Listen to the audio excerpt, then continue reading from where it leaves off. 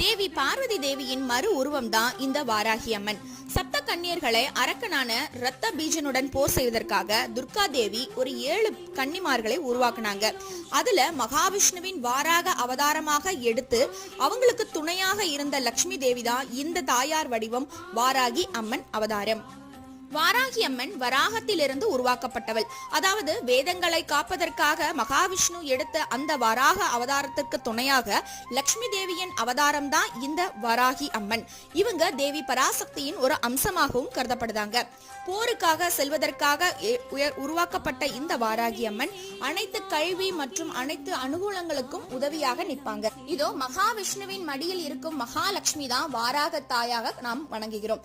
சோழ மன்னர்கள் போருக்கு செல்லும் பொழுது போர் தேவதையாக இந்த வாராகி அம்மனை தான் வணங்கியிருக்காங்க. வாராகி தாயை வணங்குவது மகாவிஷ்ணுவின் அருளையும் தேவி பராசக்தி அருளும் முழுமையாக கிடைக்கும். ஓம் வாராகிய